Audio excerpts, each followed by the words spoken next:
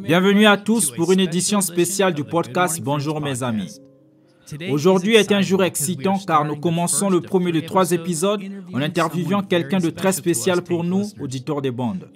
Ce fut un honneur et une bénédiction pour moi de pouvoir m'asseoir et de parler avec frère Jim Maguire, un tech boy des premières années. Je suis sûr que chacun d'entre vous appréciera cet épisode alors que nous entendrons parler de la vie et des expériences de frère Jim en tant que secrétaire personnel et tech boy de frère Branham. Sans plus attendre, écoutons. Frère Jim, parlez-nous un peu de vous et peut-être de vos débuts dans la vie ou d'où vous venez, tout ce que vous voulez que nous sachions sur vous. Très bien. Tout ce qui concerne la vie religieuse s'est passé le 11 août 1954. J'avais 15 ans. Mon père et ma mère sont partis quelque part et ont dit, « Jim, je veux que tu t'occupes, que tu finisses le quart de poteau restant de la ferme. D'accord? Tu vas devoir le faire seul. Donc, tu te débrouilles pour faire descendre le camion là-bas, peu importe. D'accord? Alors, j'ai fait cela. Quand je finissais, il fallait appliquer l'étanchéité. Tailler, vous savez. Et chaque fois que j'y revenais, il y avait un beau ciel bleu avec 2 nuages. Et à chaque fois que j'y revenais, les nuages étaient un peu plus proches. La 4e fois, ils ont formé une croix. Wow. Donc, c'était la première fois. J'ai dit, et je me souviens à l'époque, je ne sais pas ce que ça voulait dire, mais je sais que ça voulait dire quelque chose. Concernant la prochaine année scolaire, pendant la période de la guerre, il n'allait pas embaucher un enseignant, à moins que personne ne veuille aller à Elrose. C'était l'école la plus grande, vous savez, et je ne voulais pas aller à Elrose. Elrose, c'est une ville ou un village? 800 personnes, une ville pour nous. Il y avait 2 rues, tu sais, c'est ce que je veux dire. Mais il y avait une grande école, une plus grande école, beaucoup de professeurs. Et puis, un des jours, je vais dire octobre ou novembre, le bus des jeunes est arrivé avec 1h30 de retard. Notre merveilleux professeur a pris tout le monde. Il y avait 8 personnes dans ce bus. Et l'on critiquait en plaisantant. Comment c'était agréable de le voir venir et être avec nous ce jour-là, vous savez. Et quand c'est arrivé autour de Fred, eh bien, il a dit, Fred Maguire, plutôt Fred Sotman. J'ai pris de l'avance. C'est tellement agréable de vous joindre à nous aujourd'hui. Et j'ai regardé, j'avais entendu parler d'elle. Je ne sais pas qui elle était. Et une voix m'a dit, un jour, tu vas épouser cette fille. Vraiment? Et j'étais un peu... je suis resté loin d'elle autant que je pouvais. J'avais 16 ans. 16 ans. J'allais être un joueur de baseball. Je ne voulais pas me marier, alors ça a duré un moment. Et puis, en fait, comment on s'est rencontrés? Les enfants allaient dans la ville voisine. Il y avait un bon restaurant là-bas et nous allions manger. Fred et moi ne fumions pas. Donc, finalement, nous avons fini par nous asseoir l'un à côté de l'autre. J'étais si nerveux, tu peux comprendre. J'étais un petit garçon de ferme. J'ai dit « Salut ». Elle a dit « Salut ». Je peux te poser une question? Elle a dit oui. Où vas-tu quand tu n'es pas à l'école? Elle a dit, tu crois à la guérison par la foi? J'ai dit oui, j'y crois. As-tu déjà entendu parler de William Branham? J'ai dit non, jamais. Alors c'est là que nous allons aux réunions de frères Branham. Quand vous aviez 16 ans au lycée, et sœur Fran, celle que vous avez épousée, c'est elle qui vous a parlé en premier de frère Branham? Oui, la première. Wow. Mais papa m'a toujours dit de ne jamais m'approcher de Fred. Son vieux est un cinglé religieux. C'est exactement ce qu'il m'a dit. Donc, la première fois que j'ai entendu frère Branham parler, c'était à l'automne 1955. Voici Fred. Elle a dit qu'elle recevait des gens, qu'ils avaient une réunion quelque part. Nous avons reçu des bandes venant de Léo et Jean. Et je veux que vous tous, les jeunes, veniez. Oh, c'était une école, probablement 25 personnes dans la salle, je suppose, juste avant le début des cours. Je veux que vous veniez tous et que vous écoutiez ce que vous n'arrêtez pas de me demander. Où est-ce que je vais? Qu'est-ce que je fais? Je veux que vous l'écoutiez. Donc, il y a eu probablement 15 d'entre eux, et elle s'est approchée et a dit, « Je veux que tu sois là aussi. » D'accord? Nous étions des amis. On n'était pas encore en fréquentation. Je ne pense pas. On l'a été peu après. Elle a joué la bande. Et tu dois comprendre que j'étais au coin le plus éloigné de la maison pour la première moitié de la bande. Quand ils ont retourné la bande, j'étais assis à côté du magnétophone. Et elle a dit, « Qu'est-ce que tu penses de ça? » J'ai dit, « Je n'ai jamais entendu quelqu'un parler comme ça. » À partir de ce moment-là, à peu près combien de temps s'est passé avant de rencontrer Frère Branham? C'est-à-dire combien de... On est en 1955, donc... En 1955, je suis allé à Saskatoon en 1957. Okay. C'est la première réunion à laquelle j'ai assisté. Et on y est allé le week-end. Et je me souviens, si nous étions là, je peux vous montrer l'endroit sur la route où elle a dit, tu sais, et ce sont là ces mots. Elle a dit, ce soir, tu vas voir Melchizedek. Et dès qu'elle a dit ça, c'est vrai, c'est la pure vérité. La voiture a commencé à chauffer. Alors je me suis arrêté sur la route, c'était sa voiture, je la conduisais, et il y avait 3 ou 4 filles qui sont allées avec nous. Je me suis arrêté au bord de la route, et la personne qui a vérifié la voiture n'avait pas fermé le bouchon.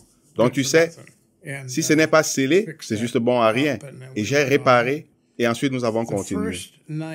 La première nuit, nous étions des enfants.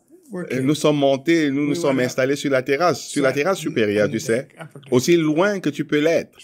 Et Frère Branham a dit que quiconque voulait, sentait bien dans son cœur qu'il doit donner son cœur au Seigneur, lève la main.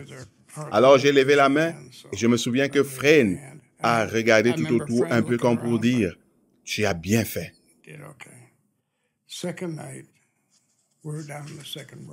La deuxième nuit, nous étions au 2e rang. Et la deuxième nuit, Frère Branham, tous les prédicateurs étaient assis au premier rang, les sponsors ou assistants sponsors, les ministres, tu sais.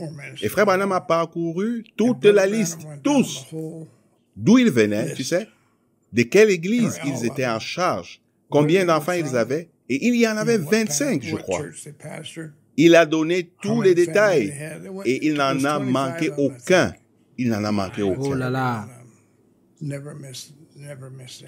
Et donc, nous sommes retournés à l'hôtel. Alors, et Fred a dit, « Qu'est-ce que tu penses de ça? » J'ai dit que c'était plus qu'un homme.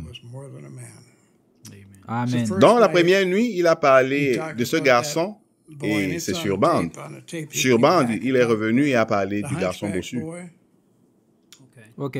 Je regardais quand il a dit, « OK, tu peux ouvrir les yeux maintenant. » Et il a mis ses mains dessus et il s'est redressé à l'instant, juste comme ça. Oh là là. Il avait 12 ans. Je n'avais jamais vu quelque chose comme ça. C'était la première fois. Oui. Et j'étais là et j'ai regardé cela. Alors c'était merveilleux. Quelques mois plus tard, Frère Branham était à Edmonton en août. Et bien sûr, le mois d'août est le temps de la récolte. Alors, Fred m'a appelé ce matin-là, elle m'a dit qu'elle allait à Edmonton pour le week-end. Est-ce que tu veux y aller? J'ai dit oui, je pense que je peux. Voici donc ce qui s'est passé la nuit précédente. Il a plu juste assez pour qu'on ne puisse rien faire avant lundi. Parce qu'il y avait une récolte. On ne peut pas la faire quand c'est mouillé. On ne peut pas. Il y en avait assez, alors je suis allé et j'ai dit, « Papa, je pense que je vais aller à Edmonton avec Fred et les garçons. » Il a dit, « D'accord. De toute façon, nous ne pouvons rien ici. » Alors nous sommes partis. Nous sommes donc allés et nous savions où était l'hôtel et où ils étaient logés.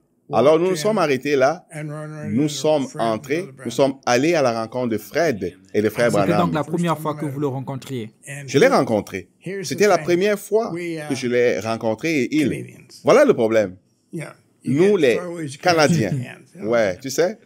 vous vous tenez loin, vous ne pouvez pas serrer la main. Tu vois ce que je veux dire? Frère Branham a dit, oh, McGee, aussi irlandais que Paddy Speed. Oh. Et il m'a donné une grande accolade. Eh bien, tu sais, nous ne sommes pas habitués à ce genre de choses.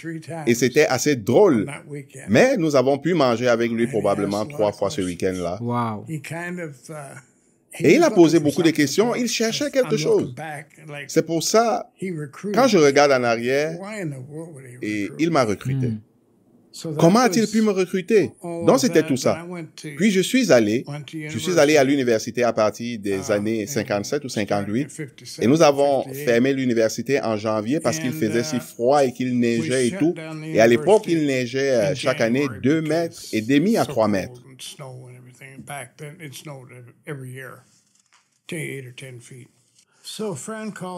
Fred m'a appelé et m'a dit, on va à des réunions à Chicago. Tu veux y aller? Oui, on y va.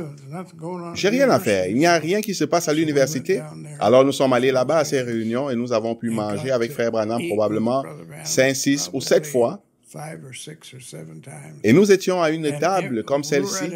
Et chaque fois, sauf une fois, Frère Branham s'est installé là où tu te trouves, ici devant, et je me suis assis là, et il nous a parlé personnellement. Oh là là. Vous vous souvenez de quelque chose de ces conversations que vous avez eues avec Frère Branham à juste en face? Oui. Toutes les fois. Il a fini par dire, tu ne sais pas cultiver. Tu m'as dit que tu ne savais pas cultiver. Nous n'avions pas assez de terres. Et tu n'aimes pas l'école. Non, je ne suis pas du genre qui aime l'école. Alors viens et séjourne avec nous. Vous et sœur Frank étiez mariés à l'époque où vous étiez encore en fréquentation? En fréquentation. Nous sommes rentrés à la maison et nous avons préparé nos papiers pour déménager à ce moment-là. Et le 15 octobre, je me suis marié, donc Frère Branham devait venir nous marier, mais ma sœur était à l'hôpital avec un enfant. Ils essayaient de provoquer l'accouchement et ils n'y arrivaient pas. Nous n'arrêtions pas de faire des allers-retours. Alors je me suis rendu. Le week-end qui était libre était le 11. Bref, il a dit, dites aux enfants de venir et je les verrai. S'ils veulent venir pour leur lune de miel, je les verrai à Jeff. Donc, parce qu'il avait déjà des réunions planifiées, alors il a dit, je ne peux pas faire ça. Nous sommes donc venus pour notre lune de miel. Frère Branham nous a parlé pendant probablement 2 heures. Et il a dit, voyons voir, vous vous êtes mariés dans l'Église unie. J'ai dit oui. Père, Fils, Saint-Esprit. J'ai dit oui. Laissez-moi vous remarier comme il faut. Et il l'a fait. Il nous a mariés et m'a dit, passez de bons moments.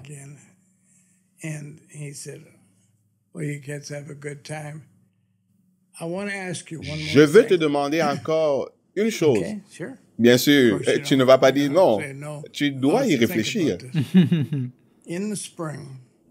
Au printemps, je veux que tu ailles à Fort Saint John, en Colombie-Britannique, achète un ranch et élève tes enfants là-bas. Ceci, c'est après 10 fois qu'il nous a dit de déménager. Voilà ce qu'il a dit. Quand nous sommes allés là-bas au printemps, nous avons regardé autour de nous, nous avons fini par aller voir un agent immobilier. Je lui ai demandé s'il y avait quelque chose à vendre. Je me souviens que le type a répondu, c'est presque stérile. Je suis ici depuis 26 ans. C'est la première fois que je vois un endroit où il n'y a rien à vendre. Oh là là. Alors nous sommes revenus. Alors Frère Branham nous a demandé, quand nous sommes revenus, il a dit, comment s'est passé le voyage à Fort St. John? J'ai dit, eh bien, rien à vendre. D'accord? C'est tout ce qu'il a dit.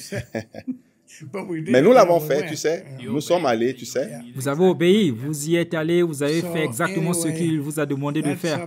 De toute façon, c'était jusqu'à ce qu'on déménage. Wow. J'ai vraiment apprécié cela. J'ai aimé entendre comment il a entendu parler de Frère Branham et ses premières expériences en le voyant en personne. J'espère que cela a été le cas pour vous aussi. Voilà, c'est la fin de cette première partie sur 3. J'ai hâte d'entendre plus. Merci beaucoup de vous être joints à nous et j'attends avec impatience le prochain épisode. D'ici là, Dieu vous bénisse et shalom.